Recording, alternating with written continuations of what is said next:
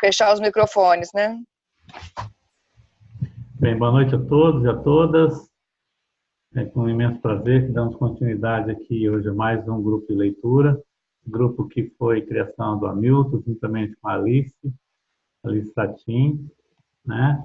E nós tínhamos o acompanhamento das instruções do Renato Bertatti. Hoje nós temos com um enorme prazer o Oswaldo aí, que vai nos acompanhar na leitura e nos dar as instruções aí necessárias. E boa noite, Oswaldo, e eu passo a palavra para você. Boa noite, obrigado, boa noite a todos. Acho que a gente já pode começar a leitura. Segundo vocês falaram, eu não estava semana passada, não acompanhei. Nós estamos na página 115, o item 6, a dupla transferência. E quem gentilmente vai fazer a leitura hoje para nós é a Marise, que chama? Marisa ou Marise? Marisa. Marisa, desculpa. Marisa, muito obrigado. Pode começar. A gente vai... A dupla transferência. Muitos casais brigam sempre pelo mesmo motivo. Quem está de fora não consegue entender. Em uma relação assim, há algo como uma dupla transferência. Isso significa que alguém assume um sentimento de outra pessoa, por exemplo, a raiva que essa pessoa tinha de outra. Para esse sentimento, são transferidos aqui não apenas o sujeito, por exemplo, um membro da família o assume de outro membro anterior, mas também o objeto. Ou seja, a raiva assumida não se dirige ao objeto anterior, original, mas procura um novo objeto, alguém que não tem culpa de nada. Quando se tem consciência disto, também se consegue identificar uma transferência dupla dentro de si mesmo. Quando se verifica, se descobre a origem e o significado desse sentimento. Sempre que alguém luta por ordem e justiça, ele o faz por alguém de sua família. Muitas vezes, alguém de muitas gerações atrás. Por isso, tem este fervor. No fundo, não é um fervor adulto, mas de uma criança. Bert. Aqui segue um exemplo de uma dupla transferência. Um casal de idade veio participar de um curso de autoexperiência. Já na primeira noite, a mulher desapareceu. Ela voltou somente na manhã seguinte. Postou-se na frente de seu marido e disse: "Estou vindo de um encontro com um namorado." Com outros, a mulher era atenciosa e perdia o controle. Ninguém conseguia entender por que ela tinha tanta raiva dele, ainda mais pelo fato de que ele nem se defendia, permanecia pragmático. Verificou-se que o pai desta mulher, quando ela era criança, durante o verão, junto à mãe e aos outros irmãos, fora enviado ao campo, enquanto ele ficou na cidade com sua namorada. Às vezes, ele vinha visitá-los com sua namorada e a mãe os servia, sem fazer qualquer acusação ou queixa. Ela reprimiu sua raiva e dor e os seus filhos o perceberam.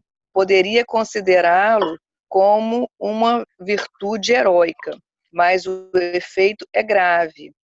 Em sistemas humanos, o rancor reprimido ressurge mais tarde e naqueles que menos podem se defender dele. Na maioria das vezes, nos filhos ou netos, e eles nem percebem isso. Ocorre aí uma dupla transferência. Primeiro, a transferência para outro sujeito, nesse caso, da mãe para a filha. Depois,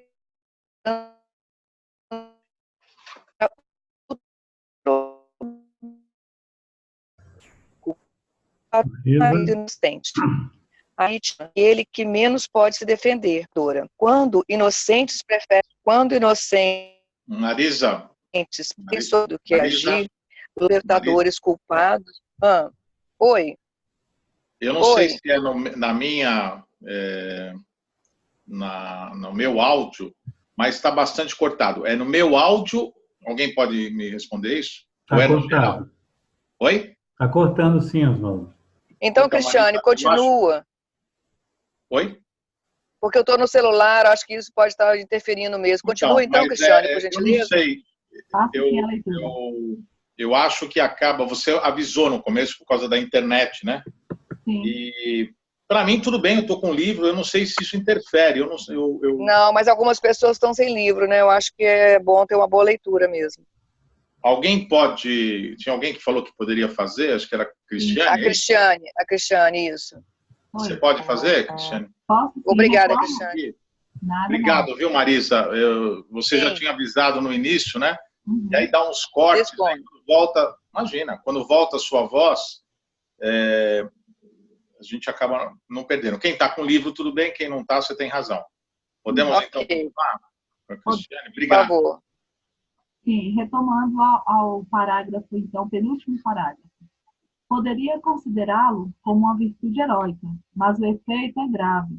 Em sistemas humanos, o rancor reprimido ressurge mais tarde e naqueles que menos podem se defender dele. Na maioria das vezes, nos filhos ou netos, e eles nem percebem isso. Ocorre aí uma dupla transferência. Primeiro, a transferência para outro sujeito, neste caso, da mãe para a filha. Depois, a transferência para outro objeto, do pai culpado para o marido inocente. Aqui também torna-se vítima aquele que menos pode se defender, porque ama a perpetradora. Quando inocentes preferem sofrer do que agir, logo há mais vítimas inocentes e perpetradores culpados do que antes. Portanto, quem se sujeita passivamente à culpa do outro, semeia a desgraça. Nesse exemplo, a mãe da mulher deveria ter mostrado abertamente sua raiva ao marido. Ele teria sido obrigado a assumir uma postura. Eles teriam chegado a um recomeço ou a uma separação clara. Vale salientar também que, aqui, a filha que vive a mãe ama não somente a sua mãe, mas também o pai. Ela o imita quando, com o marido, se comporta como o pai fazia em relação à mãe. Aqui vemos outro padrão de culpa e inocência, no qual o amor cega em nome da ordem. Ou seja, a inocência de um lado não deixa enxergar a culpa e suas consequências do outro. Continua? Sim. A relação pais-filhos. Diferentes tipos de relacionamento seguem diferentes ordens. Por isso, diferentes ordens regem a relação do filho com seus pais, as relações dentro do clã, a relação entre um homem e uma mulher e a relação do casal enquanto pais com seus filhos. Primeiro ponto. Em primeiro lugar, nas ordens do amor entre pais e filhos, está o fato de que os pais dão e os filhos tomam. Os pais dão aos seus filhos aquilo que eles tomaram dos seus pais e o que tomam um do outro, como casal.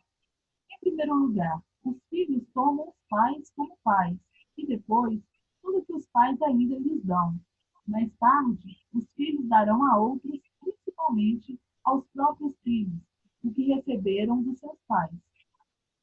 Quem dá, pode dar porque antes tomou, e quem toma, pode tomar, porque mais tarde também dará. Quem chegou antes deve dar mais, porque já tomou mais. Quem chega mais tarde deve tomar mais, mas, quando tiver tomado bastante, também deverá dar aos que vierem depois dele. Assim, todos se submetem, seja dando ou tomando, a mesma ordem e a mesma lei. Segundo ponto.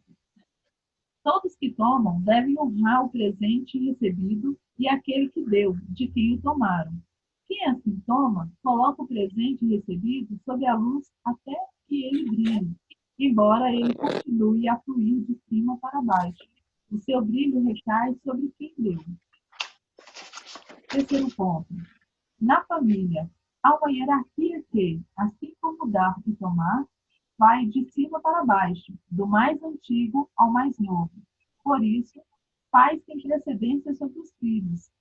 É importante que, em uma família, pais sejam grandes e permaneçam grandes. Os filhos não têm os mesmos direitos que os pais, nem as mesmas reivindicações. Os filhos devem permanecer pequenos, para um dia se tornarem grandes. Filhos que se fazem de grandes permanecem pequenos a vida toda, presunçosos, mas pequenos. No dar dos pais e no tomar dos filhos, não se trata de qualquer dar e tomar, mas de dar e tomar a vida.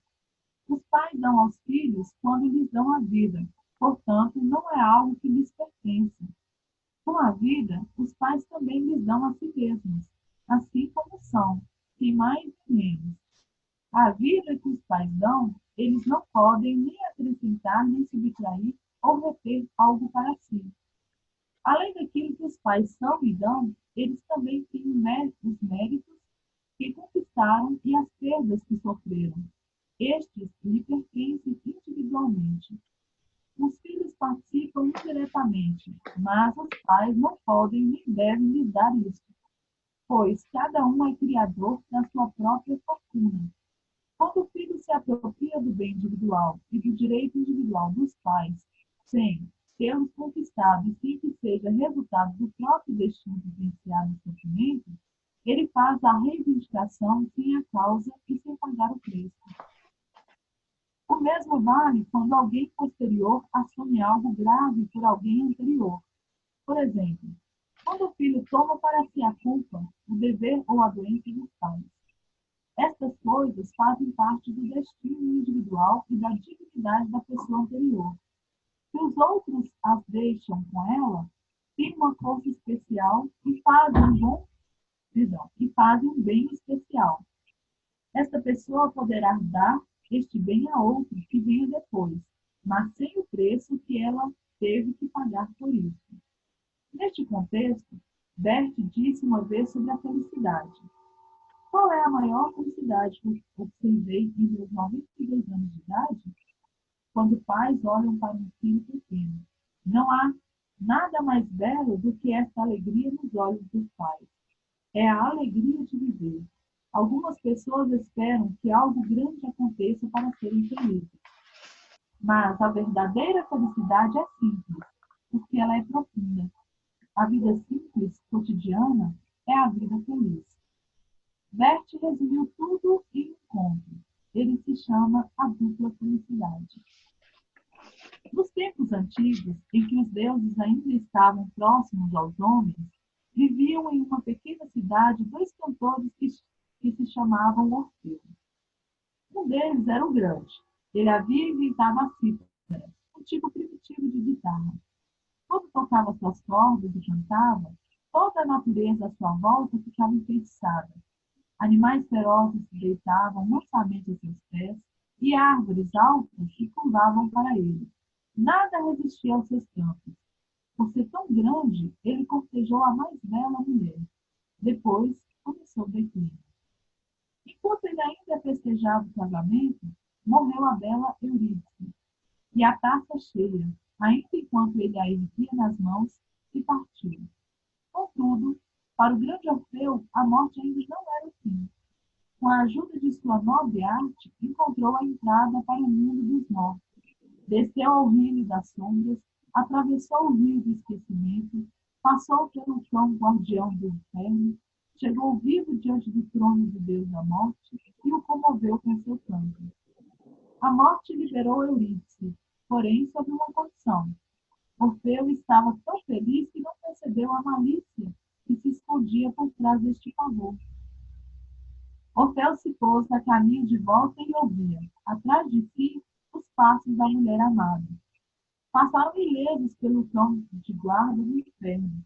Atravessaram o rio do esquecimento. Começaram a ascensão para a luz, que já viam de longe. Então, Orfeu ouviu um grito. Eurídice havia tropeçado. Horrorizado, ele se voltou. Ainda chegou a ver a sombra dela caindo na noite e ficou sozinho. Atordoado pela dor, ele cantou sua canção de despedida. Ai de mim, eu a perdi. Toda a minha felicidade se foi. Ele próprio conseguiu retornar à luz. Mas, no reino dos mortos, havia se tornado alheio à vida. Quando mulheres bêbadas quiseram levá-lo à festa do novo vinho, Ele se recusou e elas o despedaçaram vivo. Tão grande foi sua desgraça, tão inútil foi sua arte. Entretanto, todo mundo o conhece. O outro Orfeu era o pequeno. Não passava de um trovador, apresentava-se em pequenas festas, tocava para gente humilde, alegrava um pouco e divertia-se. Como não conseguia viver de sua arte, aprendeu um ofício comum, casou-se com uma mulher comum, teve filhos comuns, pecava de vez em quando, foi feliz de um jeito comum e morreu velho e satisfeito com a vida. No entanto, ninguém o conhece, só eu. Continua? Sim. Com quem devem ficar as crianças? No caso de uma separação, a melhor solução para os filhos é que fiquem com aqueles dos pais que, através dos filhos, melhor souber honrar e respeitar o outro. O ideal é quando ambos, pai e mãe, respeitam e amam o outro e os filhos, mesmo estando separados. Isso é bom para todos os filhos. Geralmente é melhor que meninos fiquem com o pai, para poderem desenvolver o masculino dentro de si. Depois dos 7 anos de idade, eles devem ir morar com o pai. Quando a mãe o segura, ela impede o desenvolvimento do masculino no filho. Da mesma forma, também é melhor para as meninas ficarem com a mãe. É a imagem da ordem interna que se reflete externamente. É claro que existem situações em que isso não é possível nem correto. São situações em que todos os filhos, sejam meninos ou meninas, precisam ficar com a mãe ou com o pai. Isso depende das circunstâncias. No entanto, se interiorizarmos a imagem, fica mais fácil decidir qual é a solução mais adequada e favorável para todos. 2. A relação dos filhos com seus pais. 2.1. A reverência diante da vida. A vida independe de como o pai ou a mãe de uma criança são. Com esta perspectiva, podemos e devemos olhar de outra forma para nossos pais. E os pais devem olhar de outra maneira para os filhos, com reverência. Quando um filho olha para seus pais, através deles, ele enxerga o passado longínquo, o ponto onde a vida se originou. O filho não toma a vida somente dos pais, mas de uma longa linhagem. Por isso, os pais são sempre os certos para esta pessoa. Por meio desta perspectiva, não existem pais piores nem pais melhores, existem apenas pais. Quando reconhecemos e concordamos com isso, conseguimos tomar a vida plenamente dos nossos pais. Quem internamente rejeita pai ou mãe, quem o censura, fecha seu coração para a plenitude da vida. Ele recebe somente uma parte ou, mais precisamente, ele somente toma uma parte. No entanto, somos todos determinados de certa maneira e preparados para nossa vida individual pelos nossos pais. Tenho diante de mim a imagem de uma árvore. No outono, o vento sopra e espalha sementes. Uma das sementes cai sobre solo fértil, a outra sobre terreno rochoso. Toda semente deve se desenvolver lá onde cai. Não lhe é dado escolher o local. Da mesma forma, não nos é dado escolher nossos pais. Eles são o local onde nossa vida brota, somente lá. Não importa se a semente cai sobre solo fértil ou sobre terreno rochoso. Não importa como cresça, ela se tornará uma árvore de verdade. E também trará frutos. As sementes desta árvore também serão espalhadas outra vez, e a mesma árvore nascerá de diferentes maneiras em diferentes lugares. Para que possamos realmente crescer, devemos concordar com o local ao qual estamos ligados, independente de como seja. Não importa se oferece certas vantagens ou desvantagens. Cada local obriga a um desenvolvimento específico, oferece oportunidades particulares e determina certos limites. Tanto em um quanto em outro local, a vida é pura e autêntica.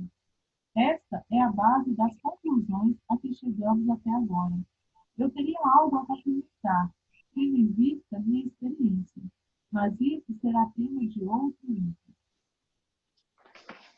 2.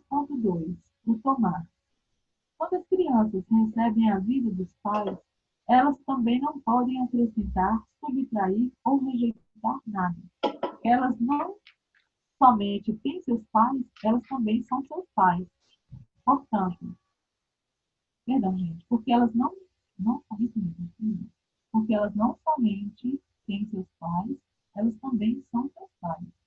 Portanto, faz parte da ordem do amor que o filho tome sua vida como um todo, tal qual os pais a deram, e que ele concorde com os pais, tal qual são, sem qualquer desejo, defesa ou medo. Este tomar é uma realização humilde. Ele significa a concordância com a vida e o destino, como foram determinados pelos meus pais. Em relação aos limites que lhes são impostos, às possibilidades que lhes são oferecidas, aos emaranhamentos do destino da família, mas também a culpa desta família, nas dificuldades e facilidades desta família, ou o que quer que seja. Podemos experimentar em nós o efeito deste tomar. Imaginemos a seguinte cena. Nos ajoelhamos diante do pai e da mãe, inclinando-nos até o chão e esticamos os braços para a frente, com as palmas voltadas para cima, e dizemos a eles: eu honro vocês. Levantamos e olhamos nos olhos de pai e mãe, e lhes agradecemos pelo presente da vida, por exemplo, dizendo: querida mamãe, eu tomo a vida de você, tudo e todo, por tudo o que ela envolve, e pelo preço total que custou a você e que custa a mim. Vou fazer algo dela, para a sua alegria, que não tenha sido em vão. Eu a mantenho e honro e a transmitirei, se me for permitido, como você fez. Eu tomo você como minha mãe, e você pode ter-me como seu filho, sua filha. Você é a mãe certa para mim, e eu o filho certo, a filha certa para você. Você é a grande, eu sou a pequena. Você dá, eu tomo, querida mamãe. E me alegro porque você tomou meu pai. Vocês dois são os certos para mim. Só vocês. Em seguida, dizemos o mesmo ao pai. Se este processo é bem sucedido, fica mais fácil reconciliar-se consigo mesmo e sentirmos corretos e completos. Algumas pessoas acreditam que, se tomarem seus pais desta maneira, algo de ruim pode adentrar nelas. Perdão, gente, a escrita ficou escrita aqui. Algo de ruim pode adentrar nelas. Algo que elas temem, por exemplo, uma característica, uma deficiência ou uma culpa dos pais. Neste caso, elas se fecham também para o que os pais têm de bom e não tomam a vida como um todo. Cada um atrai exatamente aquilo que imagina. Muitos dos que se recusam a tomar seus pais como um todo buscam compensar esta falta. Eles aspiram por autorrealização e inspiração. Trata-se da busca secreta pelo pai que ainda não foi tomado e pela mãe que ainda não foi tomada.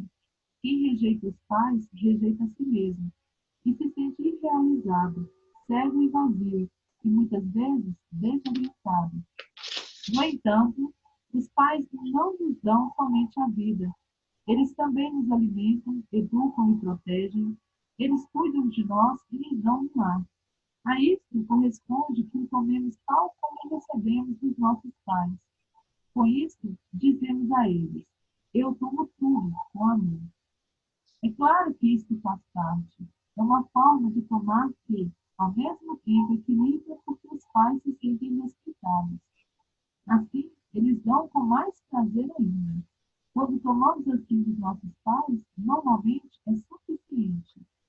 Quando o filho se torna adulto, ele diz aos pais: eu recebi muito e é suficiente. Eu levo para a minha vida. O filho se sente satisfeito e rico e ainda acrescenta: o resto eu faço sozinho. Essa também é uma bela frase. Ela o torna independente. O filho ainda diz aos pais: agora eu deixo vocês em paz. Assim, ele se liberta dos pais, mas que for servo, e os pais conservam o filho. Por outro lado, se o filho diz, vocês ainda têm que me dar mais, o coração dos pais se fecha. Eles não conseguem ter mais tanto prazer em dar e tampouco conseguem dar tanto, porque ele exige. E o filho, quando receber algo, não consegue tomar, caso contrário, sua reivindicação acabaria. Quando o filho insiste em suas reivindicações, ele não consegue se libertar dos pais, porque a reivindicação liga a eles. Apesar dessa ligação, ele não tem seus pais, e os pais não têm o filho. 3. A relação entre irmãos. A ordem segundo a qual quem veio antes dá mais e quem veio depois toma mais, também se aplica a irmãos. Quem chegou antes deve dar àquele que chega depois, e quem vem depois deve tomar de quem veio antes. Quem dá já tomou antes, e quem toma mais tarde também deve dar. Por isso, o primeiro filho dá ao segundo e ao terceiro filhos. O segundo toma do primeiro e dá ao terceiro. E o terceiro toma dos primeiros 2 filhos. O filho mais velho dá mais, e o mais novo toma mais. Em contrapartida, muitas vezes, o mais novo cuida dos pais idosos. E também, quem toma deve honrar o presente e aquele que o deu. A hierarquia entre irmãos também se rege pela ordem de chegada. O primeiro filho tem precedência sobre o segundo, e assim por diante. Continua? Sim, pode continuar. A gente daqui a pouquinho dá uma paradinha. Daqui a um pouquinho, tá? Para você poder respirar um pouquinho. Por enquanto, a gente segue mais um pouco, tá? Ok. 4. A pretensão. A ordem do dar e tomar na família é invertida quando, em vez de tomar de alguém anterior e de honrá-lo por isso, alguém posterior tarde tenta lhe dar, como se fosse igual ou até superior a ele. É o que ocorre, por exemplo, quando pais tomam de seus filhos, e filhos querem dar aos seus pais o que estes não tomam de seus pais ou de seus parceiros. Nesse caso, os pais querem tomar como os filhos e os filhos querem dar como os pais. Em vez de fluir de cima para baixo, o fluxo de dar e tomar seria de baixo para cima, contra a lei da gravidade. Assim como um riacho que tentasse correr montanha acima em vez de montanha abaixo. Este dar não chega onde quer chegar. Segue aqui um exemplo a respeito. Em um de nossos seminários, havia uma mulher cujo pai era cego e a mãe surda. Os dois se complementavam bem. Todavia, a mulher acreditava ter que cuidar dos pais. Nós fizemos a constelação da família. Nela, a filha se comportou como se fosse grande e os pais pequenos. No entanto, a mãe disse à filha, eu consigo cuidar sozinha do seu pai. E o pai disse, eu consigo cuidar sozinha da sua mãe. Não precisamos de você para isso. A mulher ficou muito decepcionada. Ela fora podada de volta ao seu tamanho de filha. Na noite seguinte, ela não conseguiu dormir e nos perguntou se poderíamos ajudar. Bert lhe disse, quando alguém não consegue dormir, isso significa que ele acha que tem que vigiar. Em seguida, ele lhe contou o conto. À noite, os ratos dormem. De Wolfgang Bosch. A pronúncia aí, que narra a história de um menino que, depois da guerra em Berlim, cuida de seu irmão morto para que os ratos não o devorem. A criança estava exausta por achar que deveria vigiar. Um simpático senhor se aproximou do menino e disse, à noite, os ratos também dormem. Na noite seguinte, a mulher dormiu melhor. Quando o filho infringe a hierarquia do dar e tomar, ele se pune severamente, às vezes com fracasso e ruína, sem saber da culpa ou do contexto. Ele não percebe sua presunção ao dar ou tomar o que não lhe cabe e acha que está tudo bem. Todavia, a ordem não pode ser superada pelo amor, porque acima de todo amor atua na alma um senso de equilíbrio que ajuda a ordem e o amor a obterem justiça e equilíbrio, mesmo que isso custe a felicidade ou a vida. Compreender a ordem é sabedoria, e segui-la com amor é humildade. Juntos, pais e filhos formam uma comunidade de destino, na qual cada um depende do outro de várias maneiras, e todos devem contribuir ao bem comum, de acordo com suas habilidades. Aqui, todos dão e todos tomam. Aqui, os filhos também dão aos pais. Por exemplo, quando cuidam dos pais idosos, e os pais, justificadamente, exigem e tomam seus filhos. Também devemos observar que há várias forças que agem em uma família e determinam o nosso destino. No entanto, em grande parte são inconscientes. Algumas estão relacionadas a uma profunda lealdade do filho para com a sua família. Aqui segue um exemplo. Durante o seminário, uma mulher contou que ela se separaria do marido. Até então, fora feliz no casamento. Algumas pessoas haviam dado conselhos, mas não tinha adiantado. Eu perguntei, quantos anos você tem? Ela respondeu, 35. Ao que eu perguntei, o que aconteceu com sua mãe quando ela tinha 35? Ela disse, ela perdeu o marido. O pai da mulher morreu em um porta-aviões, tentando salvar outros durante um incêndio. Eu lhe disse, nesta família, uma boa menina perde o marido aos 35. Ela demonstrava sua lealdade com sua mãe. Até então, eu não tinha tido consciência, mas agora a mulher podia se reorientar. Oi, Cristiane. Agora eu acho que a gente pode fazer uma pausa para você respirar. Ok. Eu não consigo ver aqui porque eu estou no celular. Sim. Eu não sei se tem alguma pergunta. Cadê o nosso amigo? Tem sim, Oswaldo. A Marilis já se manifestou que ela tem uma pergunta. Eu vou abrir o seu microfone, Marilis. Aí você pronuncia para nós, por favor.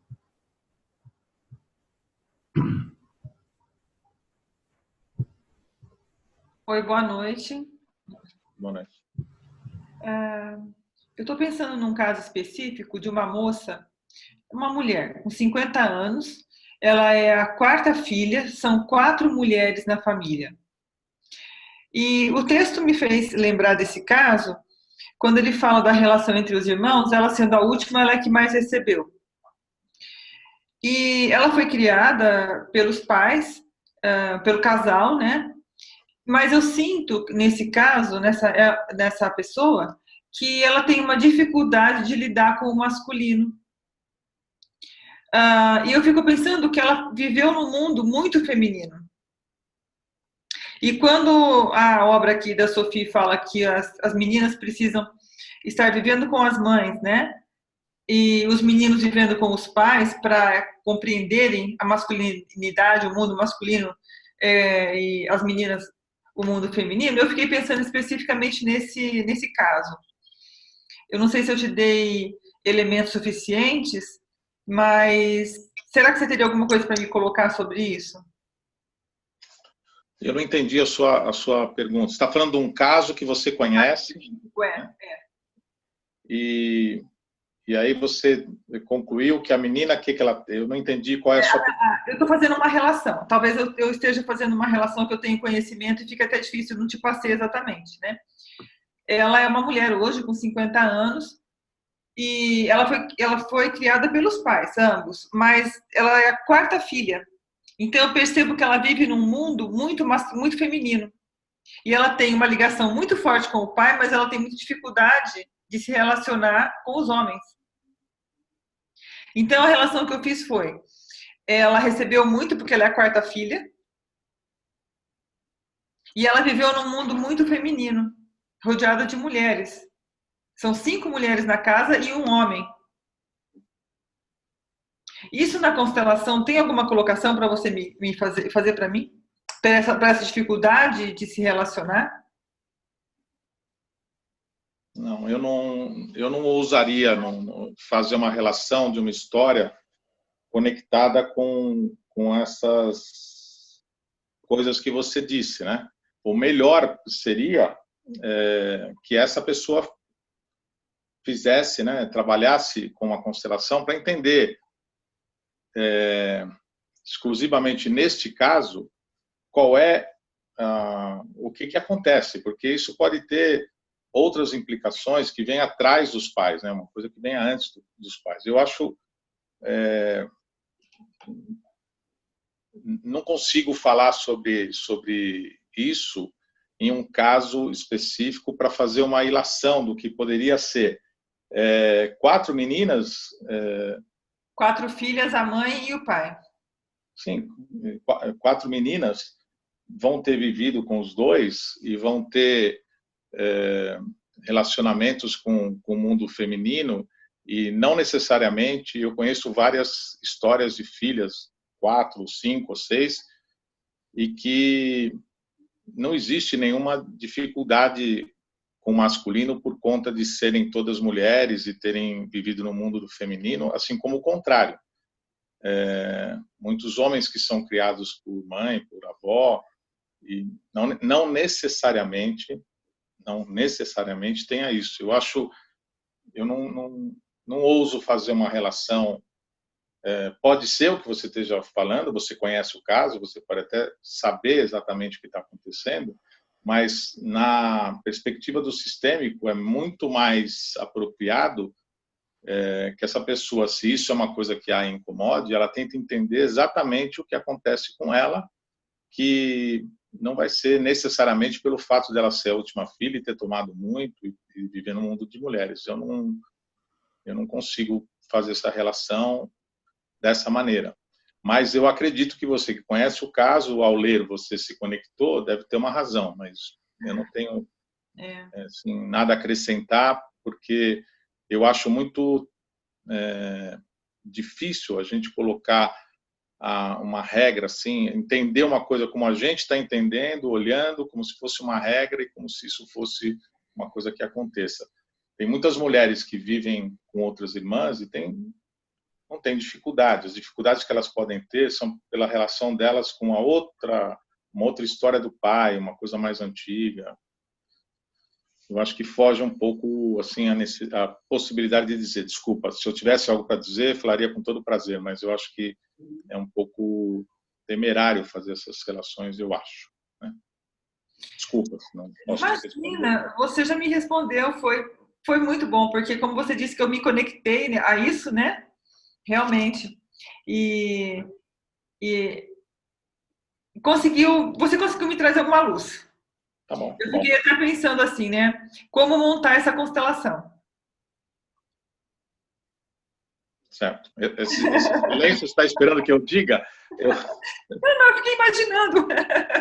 Você vai ter uma ideia muito melhor que a minha. Eu não conheço, eu não sei a história. Né? Eu precisaria ouvir dessa mulher de 50 anos o que a incomoda, na verdade. Né? Sim. Mas é que às vezes uma palavrinha já traz a luz para a gente, né? E foi exatamente isso. Muito obrigada. Obrigado a você. Tem mais alguma questão? Oswaldo, a Marina aqui está com a mãozinha levantada e a Cristiane também acabou de fazer um sinal. Tá, vamos a Marina primeiro. Tá, pode ser, Cristiane, que você está... Aí você vai economizando a sua voz. Né? Com certeza, o meu vai ser mais curiosidade do que... Marina, por favor. Bom, Oswaldo, eu não sou consteladora, tá? Eu trabalho no Poder Judiciário. Então, eu venho aqui no grupo para aprender as posturas, mas assim, na minha atividade fim, eu não faço constelação. Só que eu convivo muito com adolescentes. E a minha pergunta é o seguinte, apenas, né, de explicar para eles essa relação, que o pai é grande, a mãe é grande, eles são pequenos, e que muitas vezes eles não devem e não podem se miscuir no problema dos pais, né? Que as relações afetivas dos pais, quando acabam, eles não podem entrar dentro do conflito. Só da gente tentar explicar isso, eu consigo ajudá-los de alguma forma a ter uma ordem nesse sistema, porque assim, aqui no dia a dia é difícil.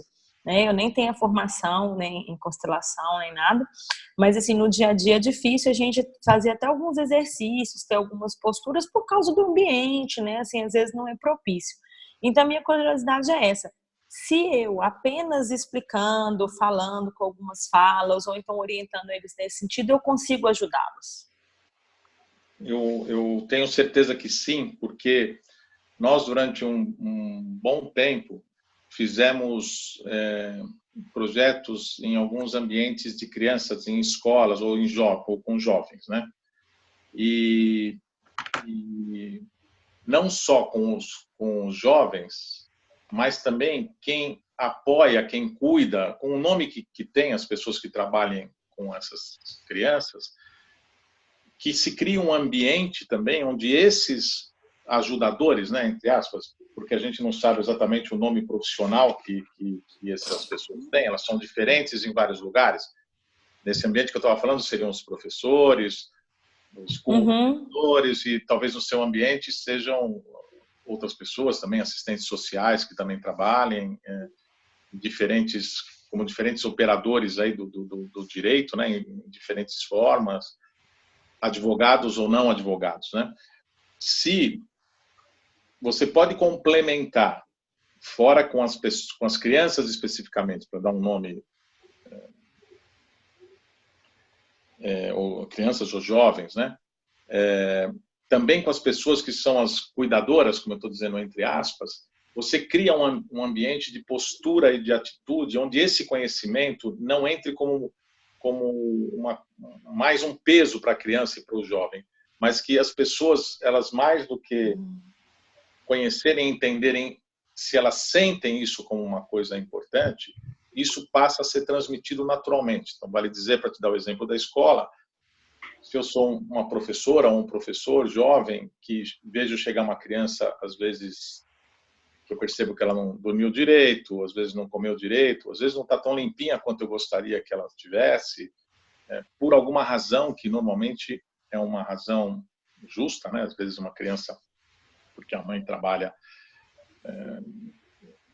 pensando em escolas de vários lugares no Brasil, né? A mãe, exatamente naquele dia, não teve como fazer esse cuidado. Se a gente pode receber essa criança com com esse olhar sistêmico, cria a possibilidade que alguém que vá trabalhar, pensando no teu ambiente, né? Se essas pessoas que recepcionam já têm um pouco desse olhar e também receberam de você essas informações, quando você chega no jovem para mostrar, não entra uma coisa assim como se eles não devessem se preocupar. A explicação vem de uma forma que, nessa explicação do grande e do pequeno mesmo, que à medida que a gente vai cuidar de uma coisa onde a gente não tenha o poder de solução, por mais que você possa acolher a dor das crianças e o fato de que elas estejam preocupadas com os pais, mostrar como isso é um pouco disfuncional para a fluidez no geral, e que ela possa experimentar como um exercício, em que situação ela se percebe, se ela se coloca olhando para os pais em cima de uma cadeira, por exemplo, que ela fique muito grande, ou se ela senta numa cadeira e imagina os dois pais na frente dela, como ela percebe isso. Então, muitas das pessoas vão perceber que isso é mais gostosinho, não sei, cada um vai ter uma sensação, mas o fato é de que cria um entorno melhor. Mas, vamos dizer assim, acrescentando uma coisa que você não está colocando, é muito importante também que quem leve a mensagem, ou quem apoia essas crianças ou jovens, também tenham conhecimento disso e tenham vivenciado situações para que elas possam realmente ter uma atitude sistêmica, uma postura sistêmica com os próprios pais e com a sua própria história. Não sei se falei demais e fugi da tua pergunta. Não, até vou dar um exemplo. Hoje mesmo passou por nós um caso de uma adolescente de 16 anos que chegou para nós como se ela tivesse agredido uma professora. Ela falou palavrões, ela chutou, ela cuspiu e ela virou uma adolescente infratora por isso. Só que foi determinado um estudo psicológico e aí vem informação que parece que essa professora estava tendo um relacionamento amoroso com o pai dela. e ela viu a professora na escola e se insurgiu porque a mãe estava muito mal com o assunto. E eu tentei passar isso para ela, olha, por mais que você, né, tenha ficado triste, isso não é um problema seu, né? Você errou nisso e deixa esse problema com seus pais, né? Porque é um problema deles, você vai continuar tendo seus pais da mesma forma, e tentei explicar isso para ela. Então, assim, eu não sei se com isso eu consigo ajudar, tentar dar uma luz para eles, porque se fica uma história até muito, assim, ela estava sendo penalizada porque ela levou para a rua um problema que era de dentro da casa dela, sabe? O que eu posso tentar acrescentar alguma coisa na ótica do sistêmico, não estou falando como minha opinião, eu te convidaria a pensar a diferença entre dizer esse problema que você está vivendo não é um problema seu, é um problema dos seus pais, claro, né? Dessa forma carinhosa e tudo mais. Diferente, você mesma sente que se você é ela e recebe um começo assim, eu entendo você, eu imagino o grande amor que você tem pela sua mãe, né? E a vontade que você gostaria de que isso não tivesse acontecido, e o quanto é importante para você que os seus pais continuem juntos, porque é isso que a criança e o jovem quer. A criança de qualquer idade, às vezes o velho, a velha criança de 40 anos, a mãe avisa que vai se separar, dá uma coisa, porque a gente quer ver todo mundo junto. Então, começar com essa, sabe? Eu entendo, eu sei o quanto isso deve ser importante e que bonito é essa sua sensação. Porém, blá, blá, blá, blá, todas as outras coisas que você... Entendi. Uma postura um pouco mais receptiva. Isso, porque aí uma menina que acabou de fazer uma infração ainda vai se sentir errada porque de uma coisa que ela não tem a menor ideia, porque esses conceitos são diferentes do usual, né? Como assim? Vai dar uma trucidada na mulher que fez isso, porque sempre vai ter aquela ideia de culpado, de não colocar... E mesmo que ela colocasse assim, a culpa é do meu pai, também isso já traria também não é bom, né? Sim, então, sim. É um acolhimento e uma receptividade para o acontecido, sem deixar de se colocar e sem sentir internamente que há um preço para pagar com uma atitude dessa, né? Mas é possível acolher a sensação com essa ótica sistêmica de entender porque é uma expressão do amor equivocada, né? E aí fica mais palatável, eu imagino, esse fato de a gente ficar pequeno diante dessas situações e não se colocar nesses lugares, né? E às vezes pensar em alguma história para contar para elas de alguma situação um pouco diferente, como essas coisas às vezes são uma repetição, e aí criar um pouco em cima dessas informações. Eu acho que queria te convidar para você sentir se isso é diferente. E aí você vai saber fazer melhor do que eu, porque é o mundo que você vive lá, né? Sim, muito obrigada. Parabéns aí pelo seu trabalho. Imagino que obrigada. Deve ser bem bonito. Vamos lá, então, a Cristiane, agora, ao invés de ler, vai fazer uma pergunta. Sim, só, como eu disse, é só uma curiosidade. Qual é o papel do filho do meio? Não, eu falo, isso é um sofrimento. É um sofrimento, gente. Porque não, eu estou rindo porque esse é um lugar onde a gente ouve muito, né? Às vezes a pessoa fala, tem uma questão porque eu sou o filho ou sou a filha do meio. Justamente. E assim, lá em casa, a brincadeira você nasceu para não servir. Então, assim, né, assim, brincadeiras à parte, assim, eu sempre fiquei assim, gente, mas sempre falam do filho mais velho, pela precedência, e do filho mais novo, e tudo. O coitado do meio fica aí, né? Ele tem, nessa ótica do que a Sofia está falando ainda, né? Até agora, isso vai trazer outros comentários um pouco mais para frente, em outras partes, não sei se é capítulo que chama. Nesse momento, o filho do meio tem um serviço adicional, porque ele toma do irmão mais velho, né? Tem ela usa a palavra honrar, né? Quer dizer, ele honra aquilo que ele recebe, dá um lugar para isso, e ao chegar um outro, ele tem algo na direção do novo, né? E também de uma doação daquilo que ele também recebeu para trazer essa nova criança para o clã. É um papel, e eu só ri por conta disso, porque a hora que você estava lendo, eu me lembrei desse detalhe, né? Porque é um que nesse exemplo que ela está dando de 3, né? É aquele que vai fazer não só doar, ou não só receber, mas vai fazer os dois. Mas, no fundo, todos fazem os dois. Porque o mais velho, na direção do irmão ele deu, mas ele deveria ter tomado do pai assim como foi. Então, é sempre um jogo igual. É que, por alguma razão da nossa cultura, tem essa história do filho do meio, né? Uhum. E, em tese, durante um tempo, ele é o caçula, é o menor que só tem que tomar, e aí, de repente, acontece o nascimento.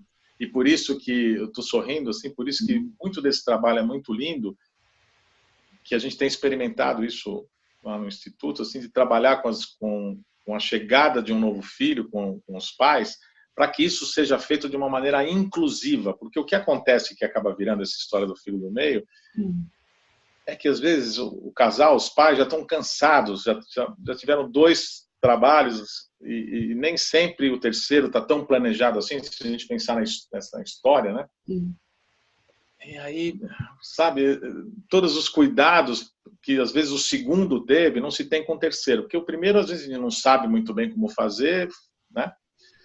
O segundo sempre leva uma certa vantagem nisso, e às vezes no terceiro não se toma o cuidado de inclusão daquele que está antes, e que talvez às vezes tinha esse lugar de tomar, e que vai ter que desenvolver essa habilidade de dar também.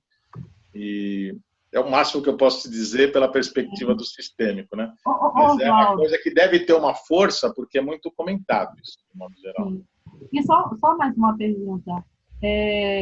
Mas, assim, nessa questão de cuidar dos pais, independente da colocação, os filhos, eles devem cuidar desses pais, né? Eu falo porque, embora a minha irmã mais nova more com mãe, eu também ajudo a cuidar de mãe. Sabe? Sim. Ela coloca dessa maneira para dizer que muitas vezes o filho ou a filha mais nova talvez tenha mais oportunidade por ser mais nova, talvez não desenvolveu a vida, talvez não esteja casada, não tenha filhos. É uma relação que ela faz para poder explicar esse dar e tomar como uma fluidez, né? Mas é lógico, isso na realidade, muitas vezes, alguns dos irmãos não tem para dar, não consegue fazer esse movimento na direção dos pais, porque não é fácil também. Só quem já passou por isso ou passa por isso sabe como é uma coisa como nesse exemplo que ela deu, é como se a gente tivesse que fazer o rio voltar para trás, né? Contra a corrente. Mas, dentro dessa visão da fluidez, é possível o rio continuar correndo quando os filhos vão na direção dos pais para fazer esse serviço, às vezes por uma necessidade, no lugar de filhos. No lugar de filhos. Não é para tratar os filhos, os pais como crianças, né?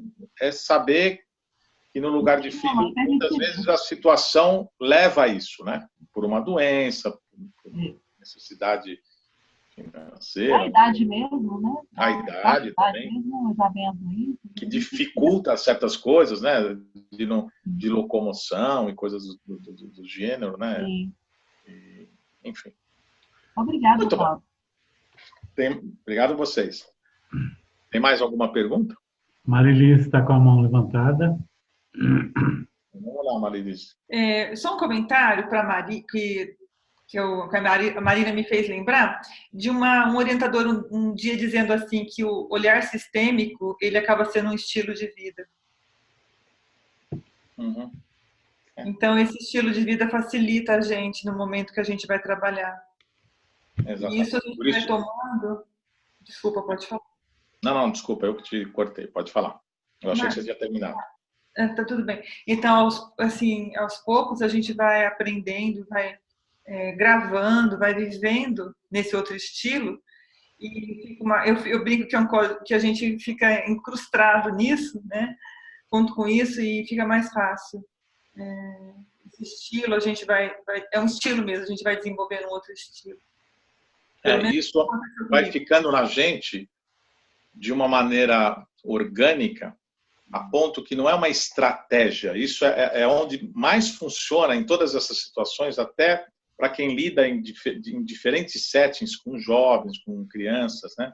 Seja na área do direito, seja na área escolar, ou na área terapêutica, enfim. Porque quando isso fica orgânico dentro da gente, a gente tem esse estilo de vida que você está colocando, como o seu orientador falou, ele faz com que a gente, ao se movimentar na vida, a gente tenha primeiro uma postura que está orgânica na gente, ela está integrada com o nosso ser mesmo. E as nossas ações, as nossas atitudes, elas premiam essa postura. Então isso fica muito mais fluido realmente, é muito bonito, né? Quando isso acontece, a gente pode lidar com as pessoas à nossa volta, com todos esses saberes que são muito inclusivos, equilibrados e trazem força mesmo, né? Com acolhimento de cada um, de cada história, de cada dificuldade, e uma chance da gente não se conectar tanto com todas as fraquezas de todos nós, mas sim com as nossas fortalezas e nossos recursos, né? É muito bonito mesmo. Muito bem, obrigado. Obrigada. Mais alguém? Sem nenhuma pergunta no chat e ninguém com as mãos levantadas. Tá bom. Bom, a gente acho que ainda tem uma chancezinha de andar mais um tanto. Marisa quer falar alguma coisa? Pode falar, Marisa. Aí se você está aqui na minha frente, eu consegui te ver. Eu queria, Oswaldo, que você pudesse esclarecer uma dúvida que outro dia me perguntaram e houve uma discordância. Não sei se houve alguma mudança recente em relação a isso, em relação aos filhos, aos irmãos gêmeos e a precedência no casamento. Tá, assim, no geral, não sei. O que tem dos irmãos gêmeos? O que teve de mudança, eu também não sei. O que você quer saber? Não, eu só queria saber se continua, né? Assim como houve algumas mudanças, e eu tive outro dia conversando com um constelador aqui no Rio, e ele disse que não havia precedência. E eu sempre, né, para mim, desde que eu estudo, né, o Bert Helling, as constelações, o irmão gêmeo tem precedência ao cônjuge, né? Então, eu fiquei pensando, nossa, será que mudou alguma coisa? Por isso que eu estou te perguntando. Eu não consegui nem atingir a sua pergunta. Eu estava pensando que você estava dizendo a precedência dos irmãos gêmeos. Eu fico pensando do que eu sei, alguém nasceu antes, né? Mas você está falando que os irmãos gêmeos... Na relação do casal, né? Quando a gente tem um irmão gêmeo, né? E eu sou casada com uma outra pessoa, e o meu irmão gêmeo, então, tem precedência ao meu cônjuge. No meu conhecimento não chega tanto. Isso eu não sei te responder. Tá. Isso eu não conheço. É uma tremenda novidade para mim que um irmão tenha precedência sobre o meu cônjuge. Então, lá... Mas isso não quer dizer nada. Eu também não sei tudo. Isso para mim é novidade. Enfim, desculpa, mas isso para mim... Posso até perguntar aí para os colegas, tanto o René quanto o Marcos, talvez eles conheçam algo aí que possa se dizer, e eu peço para eles colocarem isso no nosso próximo encontro. E a outra coisa que você falou era dos irmãos gêmeos? Não, era só isso, era isso mesmo só. Tá bom. Fico feliz que tem uma coisa para eu dar uma pesquisada, vou perguntar então, para eles. No livro da fonte tem. Tá. Tá bom. Legal. Eu só queria confirmar também. Mas ok, vamos correr atrás então disso. Você diz irmãos gêmeos de mesmo gênero ou irmãos gêmeos de gênero diferente ou tanto faz? Tanto faz. Tá bom. Os irmãos gêmeos. Muito bom. Muito bom. Bom, gente, eu acho que a gente acabou com essa pergunta, chegando no nosso tempo aí, Cristiane, pode descansar. Sim. Agradeço vocês todos pela participação hoje, já adiantando, cumprimentando aqueles que virão a assistir a aula. Agradeço aqui ao Hamilton pelo sempre generoso convite e a minha alegria de fazer parte desse time e do time de vocês aí que estão levando esse grupo tão adiante aí depois de tanto tempo. E de verdade, para mim é muito prazeroso participar. Tá? Desculpa que algumas coisas eu não consiga responder, mas também é muito legal para a gente se interessar em ler de novo. Tá bom? Agradeço a condução e passo a palavra para você para encerrar o nosso dia de hoje.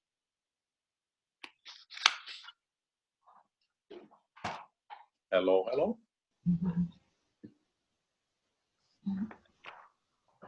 Tem que abrir o microfone. O que estamos faltando aqui? Geraldo, abre o microfone. Ah, sim. Agradeço aí ao Oswaldo, agradeço a Marisa que teve a iniciativa de fazer a leitura, a Cristiane pela bela leitura de hoje e a todos os participantes que manteram esse campo em alta. Muito obrigado e até o próximo encontro. Legal, obrigado a vocês. Muito obrigado a você.